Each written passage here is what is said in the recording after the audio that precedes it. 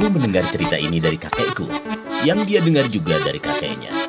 Dahulu kala, kami memiliki seorang pensiunan kolonel sebagai kepala desa di desa kami, bernama Samsonov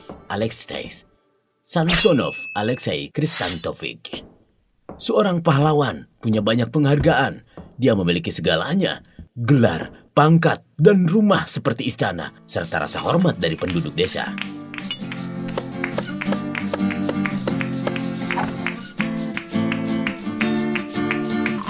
Satu-satunya hal yang tidak dia miliki adalah seorang anak. Istrinya Maria Nevedovna sangat sedih karena itu. Kemudian suatu hari, seorang peramal Gipsi memberitahunya bahwa ada ikan ajaib di Sungai Don. Siapapun yang makan ikan ini akan melahirkan seorang anak. Jika anak laki-laki, tidak akan ada masalah. Tapi jika yang lahir anak perempuan, dia harus menikahi 3 pria. Jika tidak, akan ada masalah besar. Maria Nevedovna tentu saja menceritakan pada suaminya untuk segera mendapatkan ikan tersebut.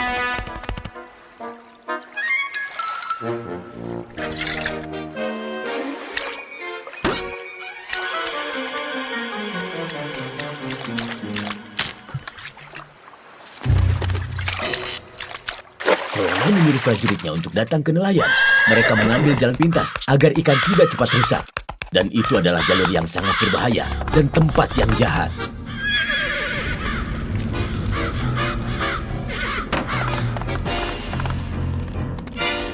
Mereka berhasil melewatinya. Di pinggir desa, hiduplah seorang janda yang terkenal sebagai juru masak terbaik di desa Don. Prajurit memberikan tangkapan padanya untuk segera dimasak. Ikan itu ternyata besar sekali. Lalu, siapa yang tidak ingin mencobanya?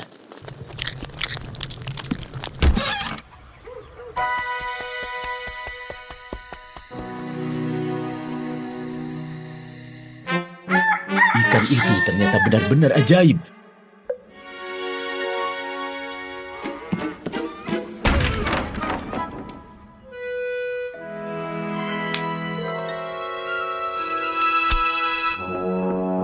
Maria Nevedovna melahirkan seorang putri yang sangat cantik sehingga sang kolonel lupa bahwa dia mengharapkan seorang ahli waris. Tidak ada yang ingat apa yang dikatakan peramal itu. Janda juru masak itu juga melahirkan seorang anak laki-laki. Bahkan kucing yang memakan tulang ikan juga melahirkan anak kucing yang luar biasa hebat.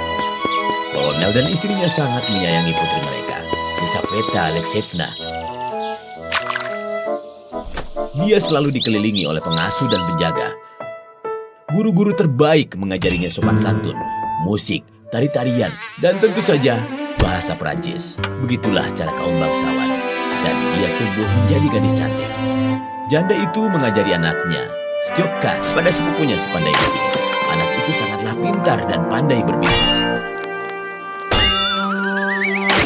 Dia akan segera menjadi seorang pandai besi.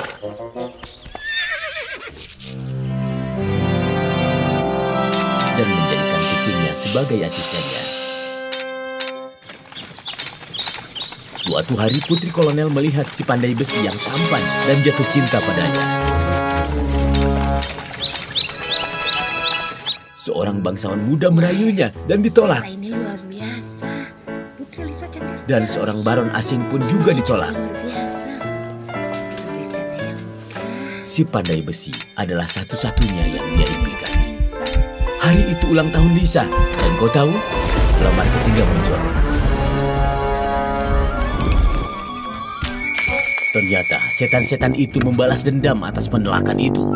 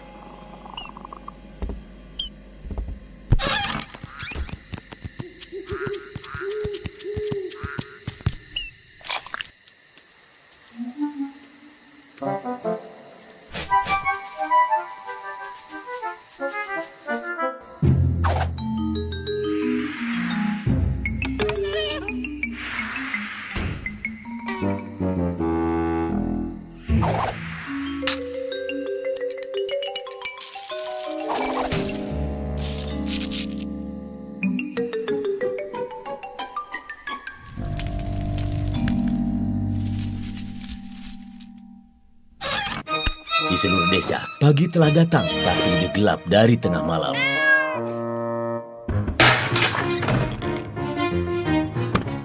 Lalu, kolonel mengumpulkan semua penduduk desa di teras istananya.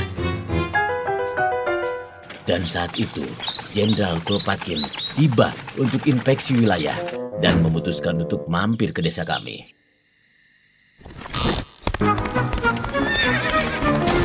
Apa yang terjadi di sini, Alexei Krisantovich? Di mana-mana terang, tapi kenapa di sini saja yang gelap?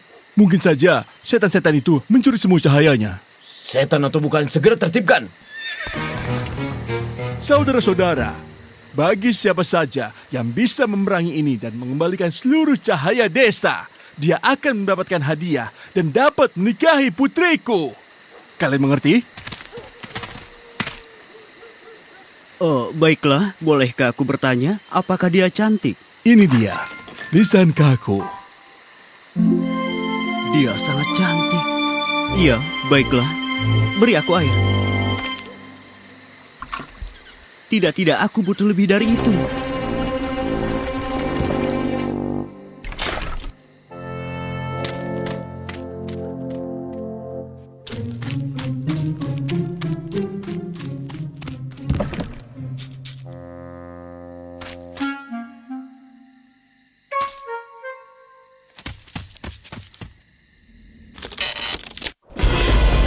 Siapa yang menghancurkan jembatanku?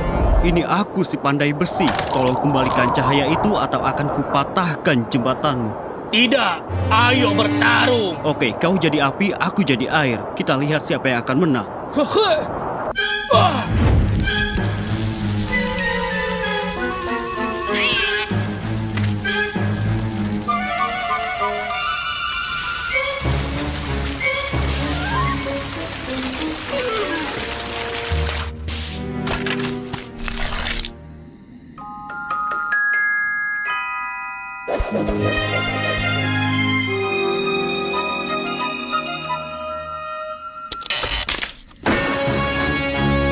Siapa yang mengganggu jembatanku? Aku si pandai besi. Kembalikan bintang-bintang itu sekarang. Aku akan tunjukkan padamu. Santai dan tidak usah terburu-buru. Sebaiknya kau berubah menjadi batu dan turun dari bukit itu. Jika aku terjatuh, kau akan menang. Jika tidak, kembalikanlah bintangnya.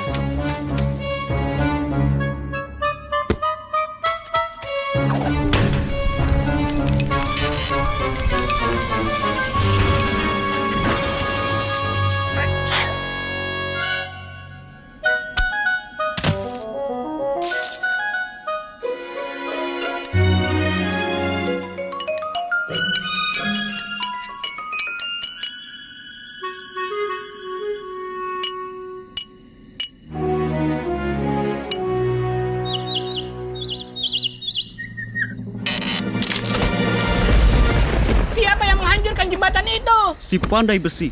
Aku datang untuk mengambil matahari. Kembalikan. Tidak akan. Ayo kita Apa bertarung. kau gila? Aku sudah menghabisi 2 temanmu. Kita lihat saja siapa yang bisa bersiul paling kencang.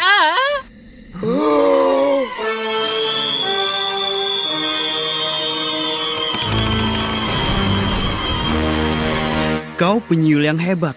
Sekarang giliranku. Kau harus tutup matamu atau mereka akan keluar dari kepalamu. Ini siulanku. Dan ini juga.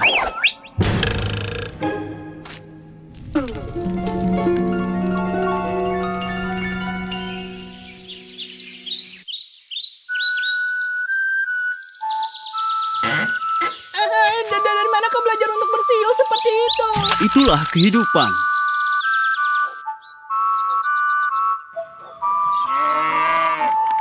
Segalanya jadi lebih baik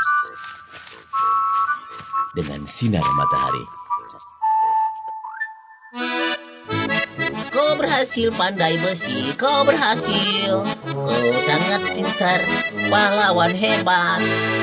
Jangan lihat pekerjaannya, dia sungguh orang hebat. Dia mampu menghancurkan semua setan-setan yang ada. Kau berhasil pandai besi, kau berhasil pandai besi, kau berhasil. Dia sungguh orang hebat, dia tak menghancurkan setan. Dia sungguh orang hebat, dia memusnahkan setan. Ini dia pahlawan hebat. Menantuku, kekasihku.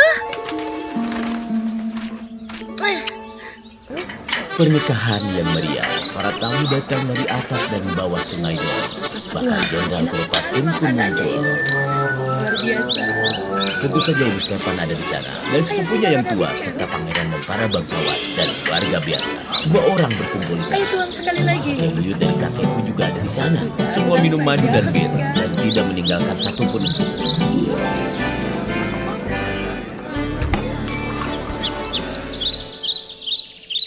Stepan dan Lisaveta hidup bahagia selamanya untuk menyenangkan semua orang. Mereka menyewa iblis untuk menjaga ketertiban. Bahkan bubuk neraka berguna untuk menakut-nakuti orang.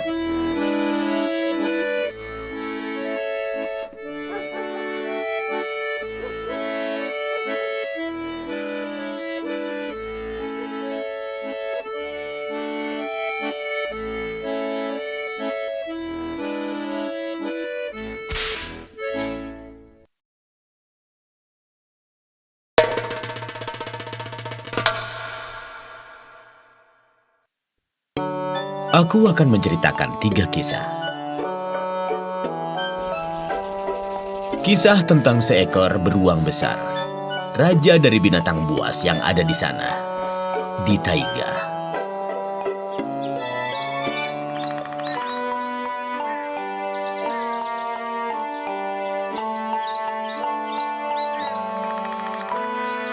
Saat itu musim semi telah datang. Beruang tidur di sarangnya sepanjang musim dingin. Dan di musim semi, sarangnya meleleh.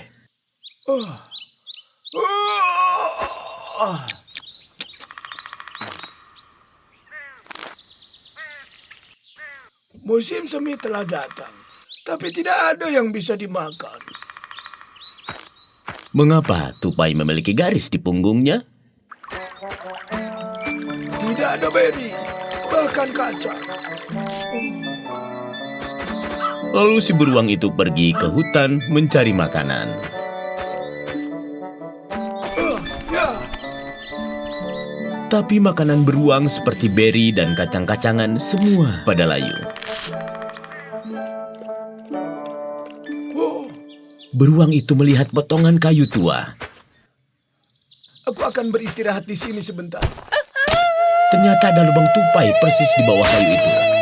Dan beruang itu hampir saja menghancurkan sarang tupai itu. Hei, siapa di sana? Keluar!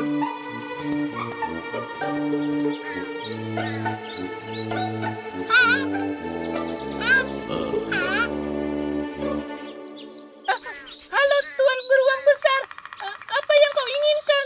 Hai tupai. Mungkin kau punya sesuatu yang bisa dimakan? Tunggu sebentar. Tupai itu menyimpan buah dan akar di lubangnya sejak dari musim gugur. Baik, aku punya ini. Lalu tupai itu mulai berlari bolak-balik. Di sini dan di sana. Di sini dan di sana. Di sini dan di sana. Di sini. Di sana. Di sini dan di sana. Di sini. Di sini. Baiklah, itu saja beruang. Sudah tidak ada lagi yang tersisa. Aku tidak butuh apa-apa lagi. Aku kenyang. Kau mungkin binatang kecil, tupai. Tapi kau sangat baik. Apa yang terjadi? Aku telah mengelus punggungmu. Tidak terlalu buruk. Tidak terlalu buruk. Ya, dia kabur entah kemana. Hei, terima kasih banyak. Tupai yang baik. Ya, dan sejak itu semua tupai punya garis di punggungnya. Begitupun anak-anak mereka dan keturunan mereka. Dan ketika mereka ditanya, dari mana garis-garis indah itu berasal? Mereka akan menjawab, Kita punya garis di punggung karena si bos besar.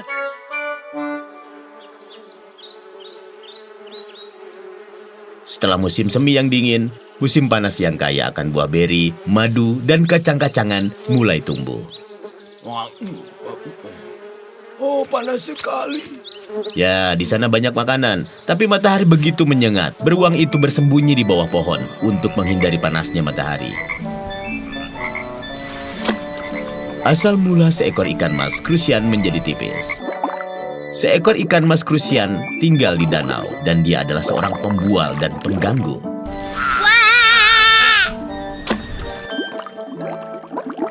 Tiba-tiba, beruang muncul di tepi danau. Halo beruang, apa yang membawamu kemari? Hai ikan. Aku datang untuk minum. Cuaca panas sekali. Seperti kau tahu, buluku hangat dan matahari sangat membakar. Kalau begitu masuklah ke sini. Di sini segar sekali. Tidak, terima kasih. Kau memang harus hidup di air dan aku di darat.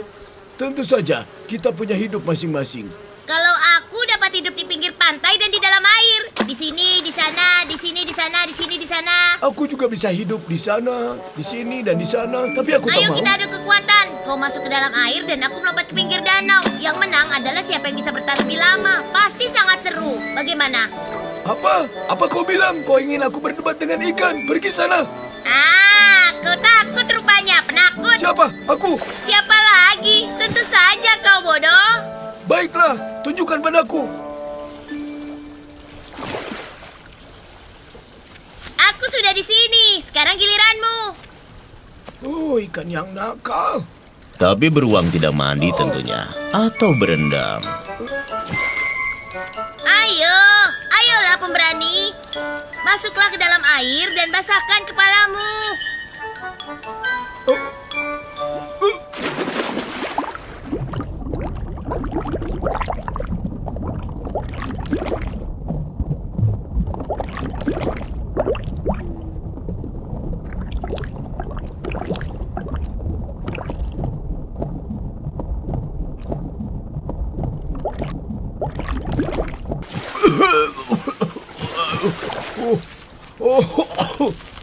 Aku tidak ingin menguji kekuatan kita lagi.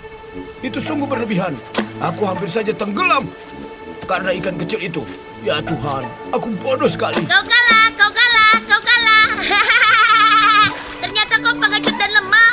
Biarpun aku kecil, tapi aku kuat sekali.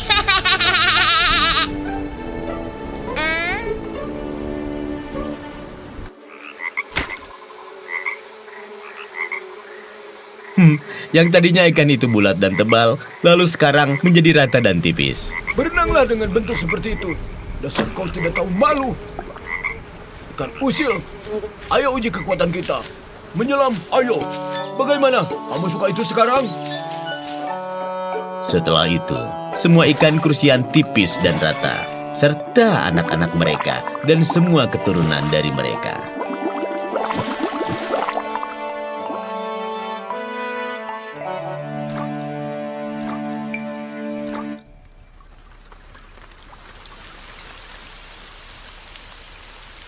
Musim panas hijau yang cerah berubah menjadi musim gugur.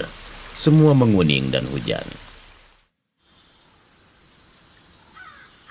Di ujung hutan penuh dengan kacang pinus yang banyak sekali dan menyehatkan.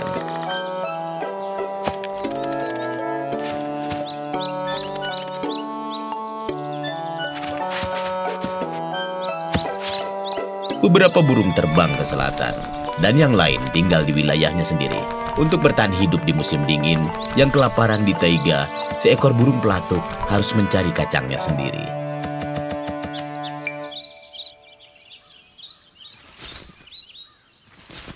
Asal mula burung pelatuk kurus. Beruang teman baik kita juga berjalan-jalan di sekitar taiga sambil menggoyang-goyangkan pohon pinus. Untuk persiapan tidur musim dingin nanti dengan perut yang sudah penuh terisi dengan makanan. Sungguh Sungguh sulit untuk beruang tua sepertiku untuk membungkuk dan mengambil buah pinus yang jatuh. Seandainya saja mereka bisa mengumpulkan diri mereka sendiri, sungguh sangat memudahkanku. Oh, oh, woi, woi, woi, woi. Oh.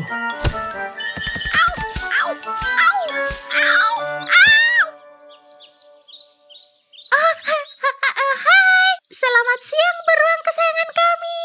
Halo, burung pelatuk. Apa yang kau lakukan dengan buah pinus itu? Aku telah membawakanmu biji buah pinus terbaik, dan aku bisa membawakanmu 10 lagi seperti ini.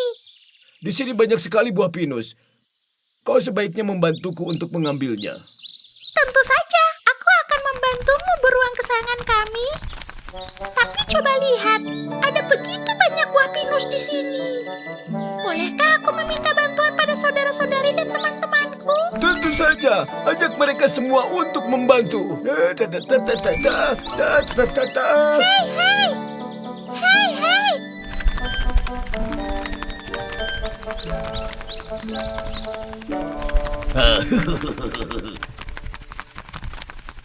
Ayo burung, ambil buah pinus itu.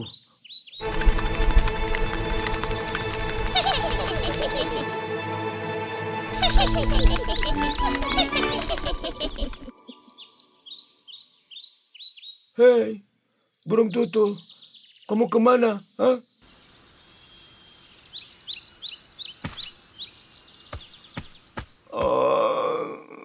Ini juga milikku. Dasar bodoh.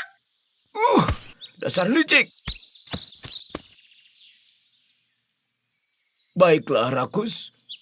Kau tidak akan pernah bisa segemuk aku dan juga sehat sepertiku. Ya, tentu saja. Mereka yang serakah dan licik tidak akan pernah bisa bahagia. Astaga, itu hebat.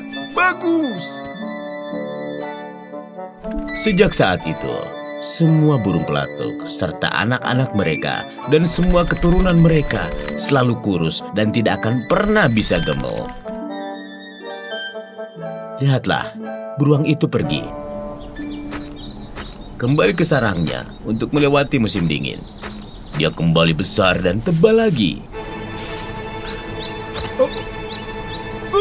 Jadi, tidak ada satu cerita hutan pun yang tidak bisa dilakukan tanpa beruang.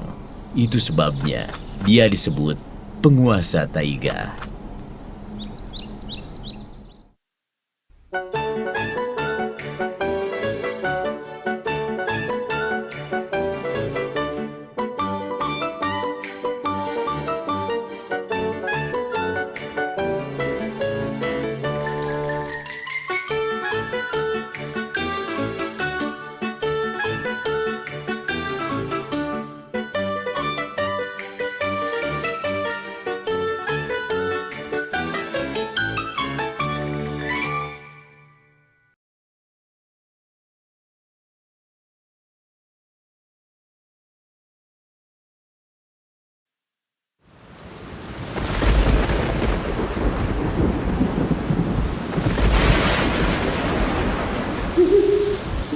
Saat badai di suatu malam, ketika seorang pemilik rumah yang baik tidak mengharapkannya.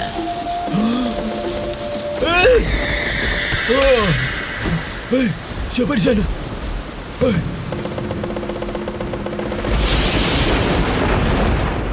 Satu kata, cuaca buruk sekali. Deras dan lebat. Ya, saat musim dingin tiba akan lebih buruk lagi. Pergi saja. Kalau begitu, mari kita bersama. Kelinci dan aku telah bersama selama 2 tahun. Sahabat baik. Jika kita bertiga melewati musim dingin akan jauh lebih mudah. Ya, mudah. Mudah. Akan lebih menyenangkan untuk membangun rumah. Membangun rumah akan sangat menyenangkan, tapi kita... Tidak tahu caranya. Begitulah cara mereka mengenal satu sama lain. Mungkin hujan tidak akan reda sebelum ayam pertama berkokok. Ya, mungkin. Di mana aku? Di dalam hutan tentunya. Tapi bagaimana kau bisa? Ke sini. Aku sedang berpergian. Aku terbang ke selatan. Aku sangat lelah jadi milik petani. Apa kau tahu? Petani itu bakal menyiapkan aku untuk jadi sup ayam berikutnya. Aku sampai jagungan karena lebih Kau tahu mengapa tidak tinggal saja Dan bersama mungkin kami? kau selama tahu musim caranya. dingin? Membangun rumah. Rumah? Gampang sekali. Seperti memecahkan telur. Ya, ya.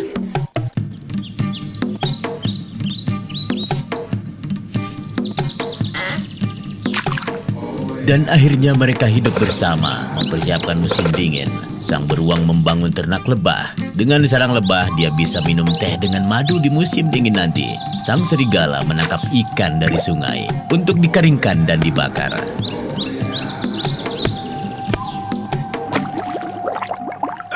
Hah? Tarik, tarik. Mereka menggigit. Ayo, ya ampun. Ya ampun. Dan sang ayam, ya, dia hanya menjaga taman.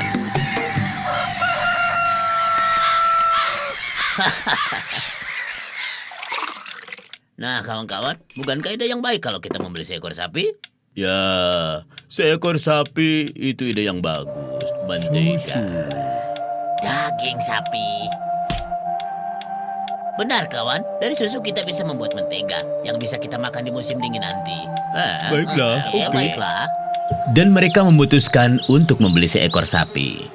Ayo kau kelinci, jangan sedih saat kami pergi. Sang kelinci tetap menunggu di rumah. Kuka duduk dulu di atas sedak.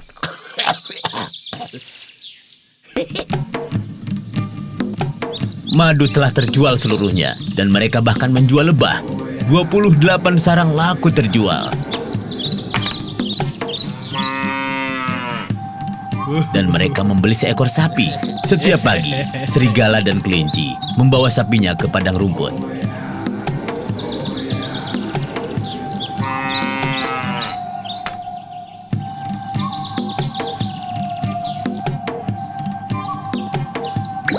Mereka menyaring krim dari susu dan mengaduknya menjadi mentega.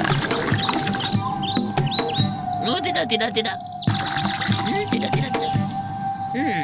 Mentega ini, kawan, ini luar biasa. Dan penyimpanan yang terbaik adalah di loteng. Tidak boleh ada yang menyentuhnya. Siapapun di musim dingin, kita akan menggunakannya sedikit demi sedikit dan menggoreng kentang di dalamnya. Bisakah kita mencobanya sedikit saja? Bolehkah? Saat musim dingin tiba, kita akan mencicinya. Sebelum saat itu, tidak. Dan jangan bertanya lagi. Ya tentu saja. Patuhilah peraturan. Pada akhir musim gugur, mereka mengumpulkan sepanci yang penuh mentega. Halo kawan-kawan semua, selamat malam. Dari mana kau? Berasal. Aku adalah rubah yatim piatu yang ditinggalkan sendiri di dunia ini. Aku tidak punya tempat untuk pergi dan yang aku miliki hanyalah kendi kosong ini. Bolehkah aku tinggal bersama kalian? Ya, memang sulit untuk hidup sendiri. Betul sekali. Sudah 2 tahun ini aku tinggal di sini bersama kelinci. Dan tidak pernah membuat masalah.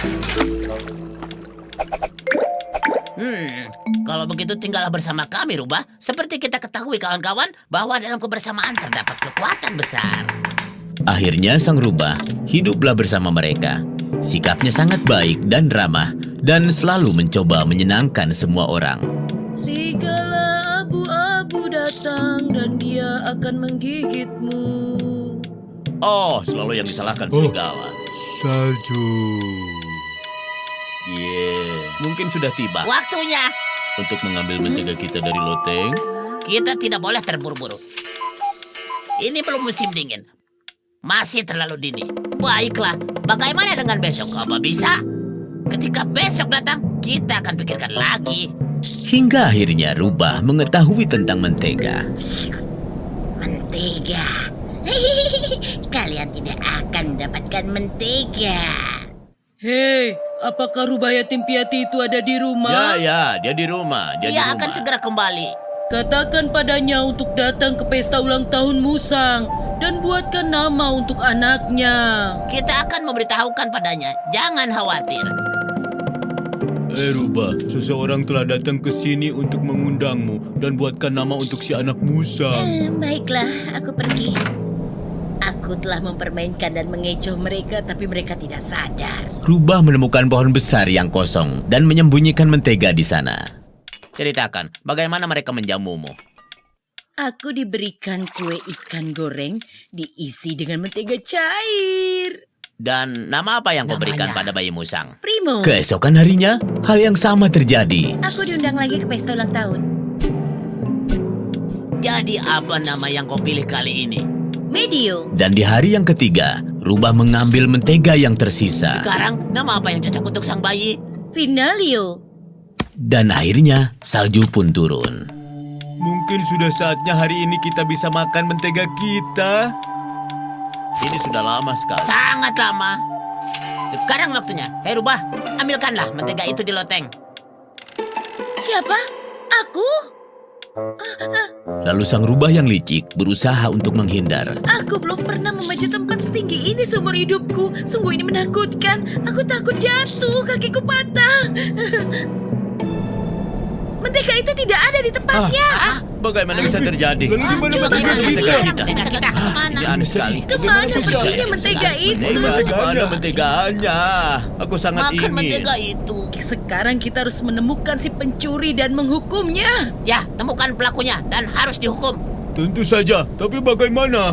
Kita mulai dengan membakar api unggun dan kita semua tidur mengelilinginya. Perut yang sudah memakan mentega itu akan mencair karena panasnya api. Seperti itu. Akan keluar, perut akan seperti itu. Sama seperti telur.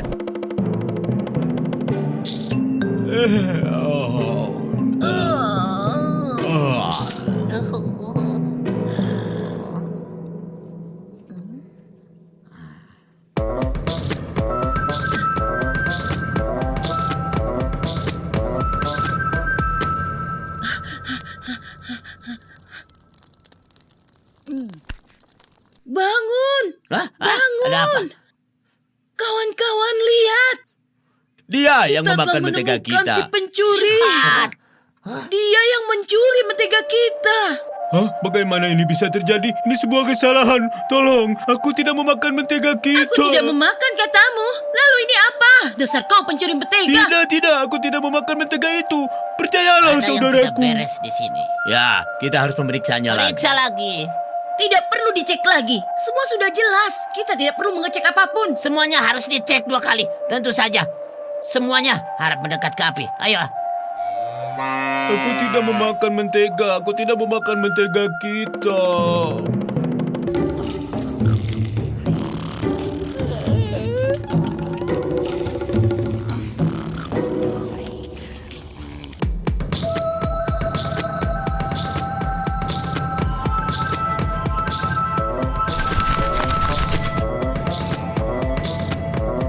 Aha.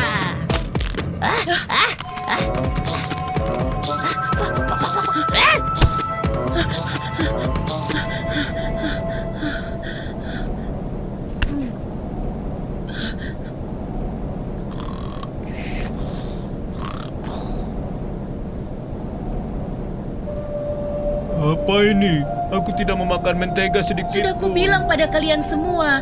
Dia inilah yang memakan mentega kita. Bagaimana bisa? Besok pagi kau pergi dari sini beruang, menjauh dari rumah kami. Kami tidak butuh pencuri. Besok pagi kau harus sudah angkat kaki dari sini. Kenapa seperti ini? Aku tidak memakan mentega itu. Kenapa aku diasingkan?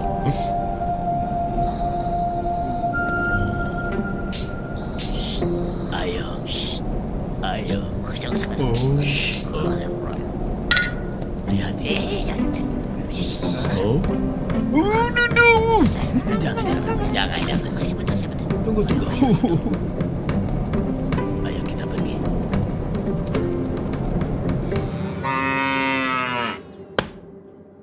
Ayo bangun, pergi dari sini. Pergi dari rumah kami. Jangan pernah kembali lagi. Kembalilah ke asalmu. Dasar kau pencuri mentega. Kami tidak mengharapkan kau kembali. Lihat itu. Aku akan membersihkan salju. Ayo kita pergi. Memotong kayu.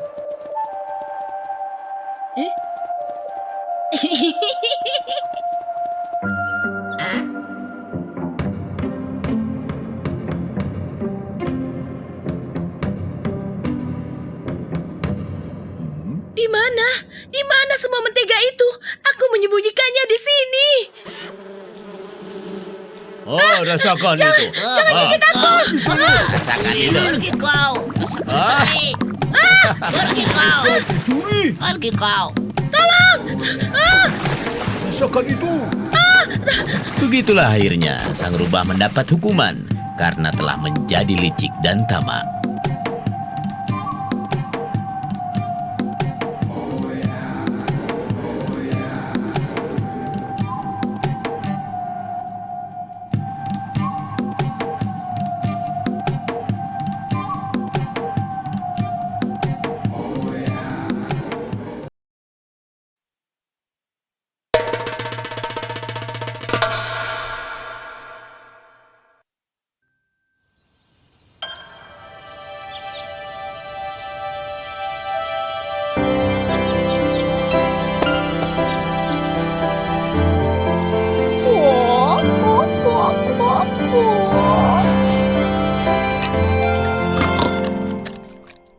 Kolobok. Suatu hari, hidup seorang kakek dan pasangannya. Jangan ini lagi. Sayang, Apa? panggangkan untuk kita roti kecil kolobok. Apa yang bisa aku buat? Kita sudah lama tidak memiliki tepung selama beberapa hari Ayolah, ini. gosok tong itu. Usap kotak-kotaknya. Saya yakin kamu akan menemukan cukup tepung. Pintarnya kamu. Hanya menggosok dan mengusap, ah?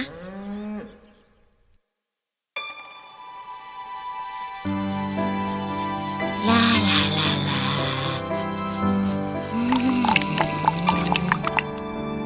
Seperti apa yang dikatakan kakek, nenek pun melakukan apa yang diperintahkan. Akhirnya nenek membuat dan memanggang kolobok.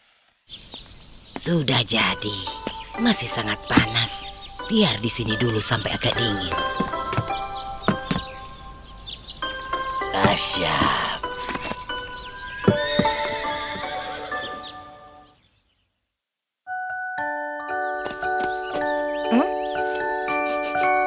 Nyam nyam nyam nyam nyam nyam.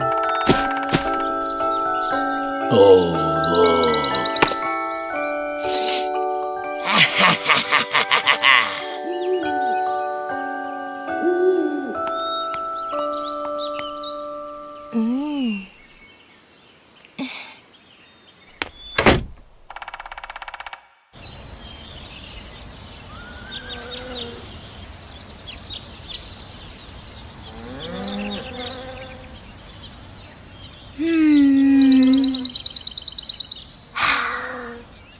Oh?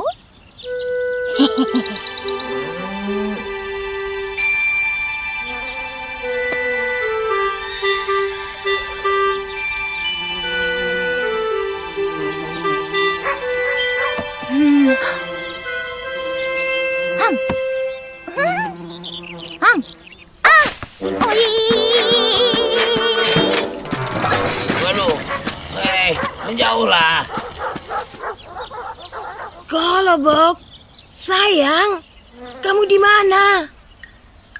Kolobok, Kolobok, kembalilah sayangku.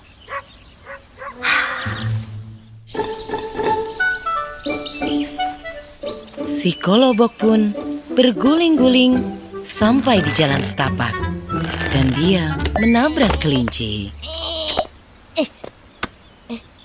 Hei, kamu siapa? Kamu siapa? Aku kelinci. Kamu siapa? Aku kolobok. Kolobok? Sungguh? Aku di sini. Kolobok. Aku akan memakanmu. Tidak, jangan makan aku. Aku akan bernyanyi sebuah lagu untukmu. Kolobok. Baik, bernyanyilah. Oi! Tapi pelan-pelan saja ya. Ku kolobok. Ku punya kulit coklat yang bagus. Dari kotakku tersapu, dari tangku tercampur. Ku tercampur dengan krim di jendelaku didinginkan. Dari kakek aku lari, dari nenek aku lari, dan darimu telinga panjang, bukan melarikan diri. Aku tidak mengerti. Dia menghilang. Kemudian Kolobok berguling kembali. Dan itulah terakhir kelinci melihat Kolobok. Dan dia terus berguling-guling. Dan kemudian dia menabrak serigala. Berhenti. Kolobok. Aku akan memakanmu. Tidak, jangan makan aku, serigala besar. Aku tidak lezat. Aku pemakan segala. Dan aku akan menyanyikan sebuah lagu untukmu. Satu lagu? Benarkah? Ya. Kukolobok, kukolobok, ku punya kulit coklat yang bagus. Dari kotakku tersapu, dari tangku tercampur, ku tercampur dengan krim di jendela ku didinginkan. Dari kakek aku lari, dari nenek aku lari, dari kelinci aku lari, dan darimu, serigala besar, ku akan lari. Kamu. Dan Kolobok pun kembali berguling jauh. Itu saat terakhir serigala melihatnya. Kolobok. Sayang. Kolobok. Oh, wow, menakjubkan.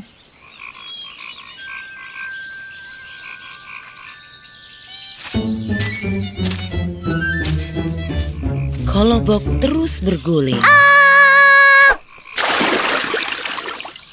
Dan dia bertemu seekor beruang. Kolobok, kolobok, aku akan memakanmu.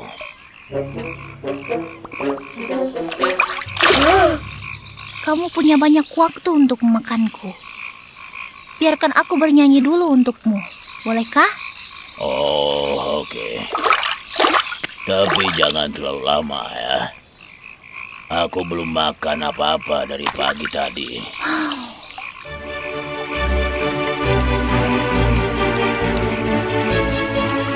Kukolobok, kukolobok, ku punya kulit coklat yang bagus.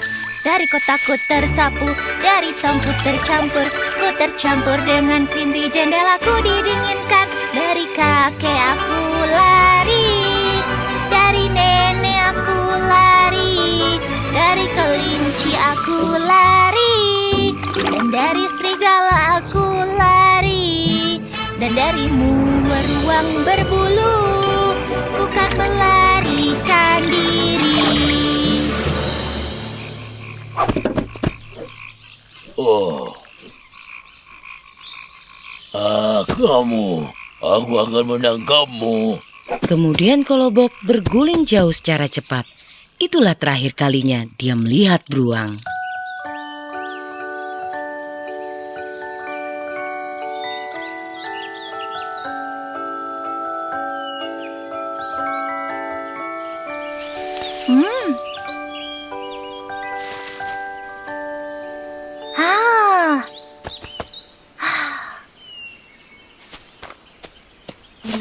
Kolobok, kau sangat lucu sekali.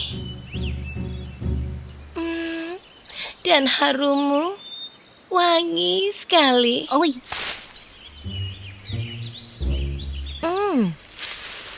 Mungkin kau bisa menyanyikan lagu untukku. Bisa kan? ya, aku bernyanyi cukup bagus. Nyanyikan satu untukku. Kasihanilah Rubaiyati Piatu yang malam ini. Lari! Aku benar-benar lelah. Aku mohon padamu.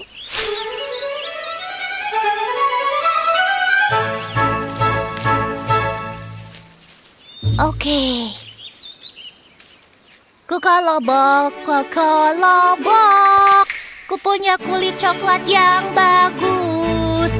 Dari kotakku tersapu, dari tongku tercampur, ku tercampur dengan krim di jendela ku didinginkan. Dari kakek aku lari, dari nenek aku lari, Dan dari kelinci kamu lari, dan dari serigala kamu lari, dan dari beruang kamu lari. dan darimu rubah cantik, aku juga akan lari. Wow, bagus, bagus sekali, indahnya. Ya, tapi aku tidak bisa mendengarmu dengan baik. Mungkin karena aku sudah terlalu tua. Ayo, duduklah di wajahku dan nyanyikan sekali lagi lagunya. Lari, lari, lari. Apa? Duduk di atas wajahku.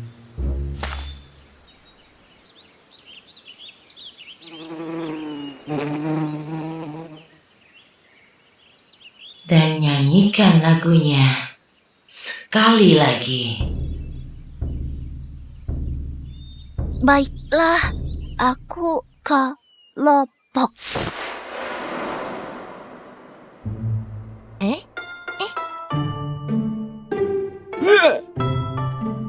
Oh, Oh.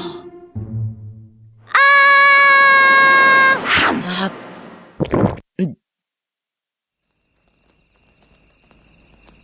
Sebelum Kolobok itu menyelesaikan lagunya, Rubah memakannya. Dan itu yang akan terjadi kepada anak-anak yang kabur dari rumah. Selesai. Dan sekarang waktunya tidur.